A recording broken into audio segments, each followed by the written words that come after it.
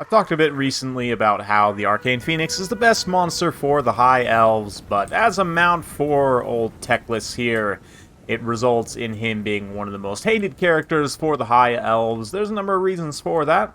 Teclis, of course, can be very tanky in his own right, but normally limited to his horse mount. It kind of limits his tankiness somewhat, but on the fast Phoenix, of course, Arcane Phoenix gives him 120 speed, does not get the regrowth, or rebirth mechanic, rather, but does have actual regrowth. Also gets the ward save here from the Attuned to Magic. Basically, when your magic is above 50%, you get a little bit of damage resistance. Of course, because Teclis has greater Arcane Conduit, he's very likely to have High Winds of Magic, not to mention High Winds of Magic, Shield of Safri, lore attribute giving him additional damage resistance. He didn't actually bring Kindle Flame for whatever strange reason, but the Kindle Flame also does apply for synergy, of course, with fire magic damage, physical resistance, plus damage resistance, plus fire resistance, and of course, Potion of Charoi also gives 40% damage resistance. So the stacking resistances make the Phoenix exceptionally hard to kill, along with that speed.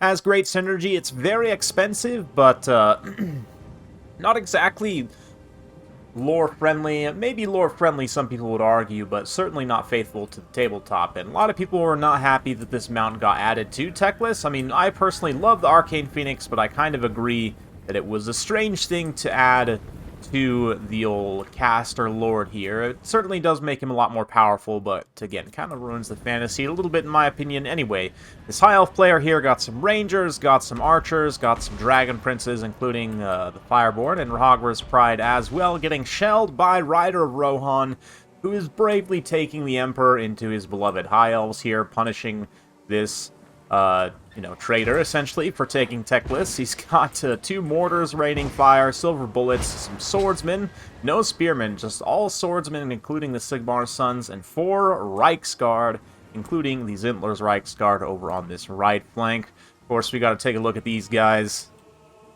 Man, oh man, do I love me some Reiksguard. Zintler's in particular, with that extra little accents. They just look so good. Anyway, we're going to go ahead and deploy silver bullets opening up, and the mortar's just raining in fire. One thing I always tell my patrons whenever we're doing our practice sessions, a main element of shock units is looking for openings where you can punish your opponent and just quickly deal a lot of damage at low risk. That's exactly what's going to happen here. These rangers, somewhat isolated, without proper support, just going to get punched in the face by Reiksguard. Karl also comes in.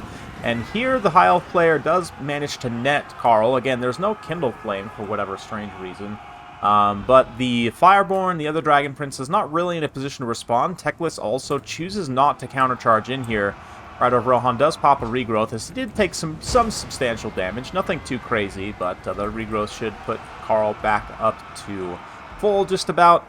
Meanwhile, Dragon Prince is winging up on this side, and also on this side here. I mean, this is rough for these Reiksguard. They're going to take a lot of damage on this counter charge, but the Zintler's in a side charge here, and even though the Fireborn are probably some of the best quality-wise individual cavalry in the game, just by weight of numbers here, they are going to lose out to these Reiksguard over time. It'll take both units some time to grind each other down, but the Reiksguard definitely with superior numbers there. The heavy armor, 120 armor, also does help, considering the Dragon Princes, or yeah, you know what I mean.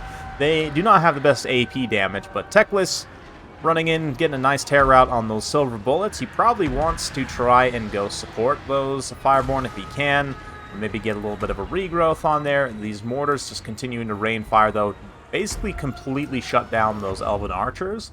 Mortars can be very good in this matchup if they don't face too much counterfire, if they're able to actually land some hits on some light armor units. A little bit of a mistake by the High Elf player here as well, leaving those Rahagwar's Pride back, who could have helped this unit of Dragon Prince break these Reiksguard, who, again, this is just a super cost-effective trade for the Reiksguard. Even just to hold these Dragon Princes and trade evenly with them is fantastic for them, so nice performance from some Reiksguard so far.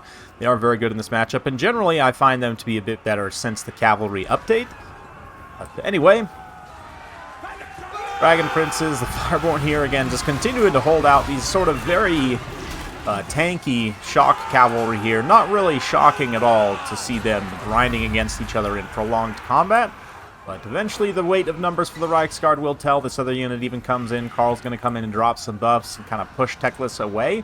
Teclis might be a strong combatant, might be quite tanky, but he's no match for Karl in a 1v1 fight, especially without Kindle Flame.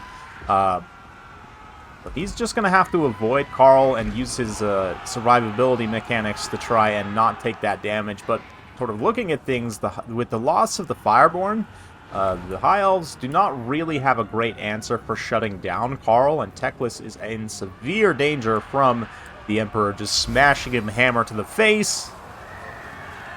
Karl just, you know, making a power move, straight up mooning. Teclis here. Deathclaw's going to turn around and get a nice swipe on... I'm not sure even if Teclis Arcane Pigeon has a nickname. You know, Teclis is probably too haughty and proud to even give it one, but let me know down in the comments below, what is this sad bird's name? Let's not blame the bird, let's be honest. It's 100% Teclis' fault. Like, this is just an Arcane Phoenix, right? Poor pretty bird. Sad that he's been dominated in such a rude way by Teclis, so let me know down in the comments below name and backstory for Teclis' sad pigeon. Anyway, the Emperor's going to come in and start to clean up. It'll be a relatively quick victory for the Empire, and arguably a little bit one-sided, but still, nice performance from some Reichsguard.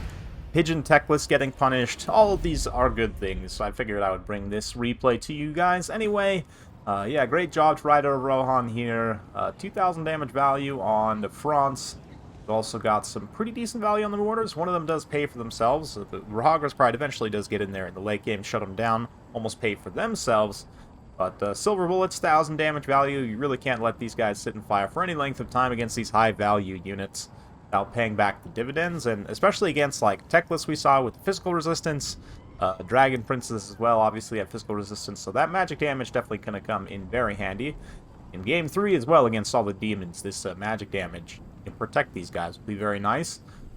Swordsmen trade pretty cost-effectively. I mean, Rangers are a decent counterpick into them, but from a build perspective, the High Elves, I would think, honestly, just switching this composition out for a mix of Spearmen and White Lions is going to be better, what I find, than taking Rangers, because the Empire Cavalry is particularly dangerous in this matchup for the High Elves.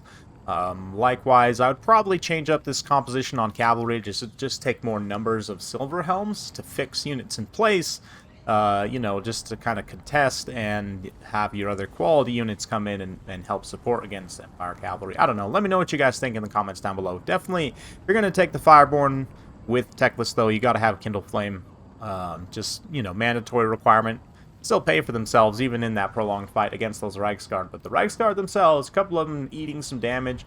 1,653 damage value on these guys, though, is fantastic. Those Reichsguard also just about pay for themselves, so wonderful performance. I have to say, very happy with this battle. Hopefully you enjoyed it as well. If you do like this sort of content, be sure to like, subscribe, hit that bell notification button.